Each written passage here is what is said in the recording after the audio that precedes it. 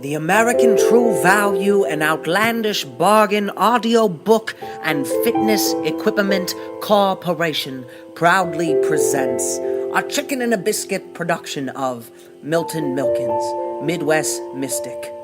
100 kernels of blinding white truth for these American times, trials, and tribulations. Subtitle, We Don't Need a Bailout. We dug this hole for swimming.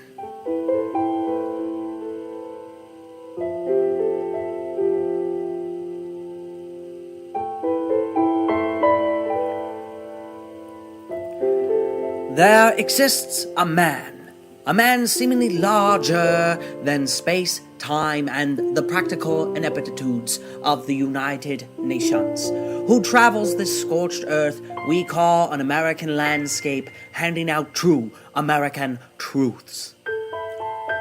A self-made $120,000 heir and gallivanting playboy senior citizen, Mr. Milton Milkins packs more into 1 half-hour bathroom bowl session than most Americans can muster in a whole month.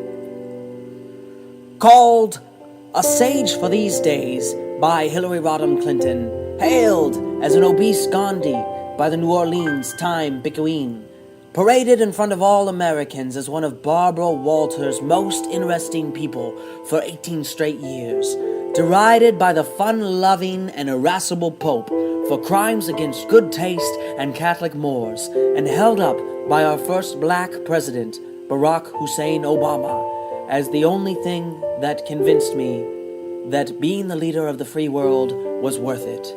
Milton Milkins is more than a voice of this generation. He is a voice that echoes through the past, sachets through the present, and explodes into the future. He is Milton Milkins, Midwest Mystic.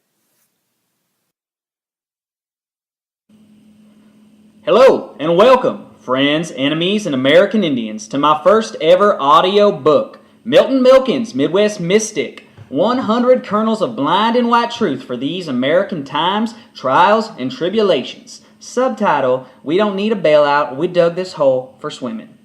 Come with me, friends, enemies, and American Indians, as we pinball through life's double-point ramps like a group of mildly autistic children trying to discern the difference between the characters of Sesame Street and the Muppets. Take my verbal hand, listeners, for I shall lead you forward. This is Milton Milkins. Welcome home, my bitches step kids.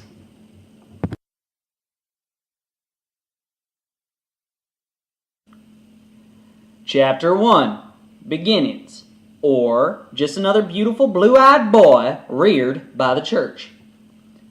My earliest memory was having an aneurysm at age 2.9 from holding in a fart too long one Sunday in church. Being the runt of the church-funded children's home, I was cruelly aware of the inadequacies of my puny form, even as a young boy. But this aneurysm, which left the pupil of my left eye a milky white and made it nearly impossible to succeed at kickball, brought into frighteningly sharp focus a supreme truth I have remembered for the rest of my days. Do not be ashamed of your own body. Rip away freely.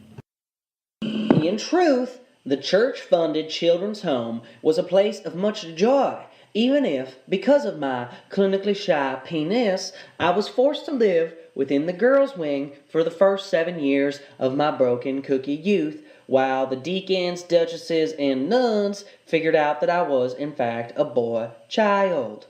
My nickname during this trying time, you ask? Squeaks.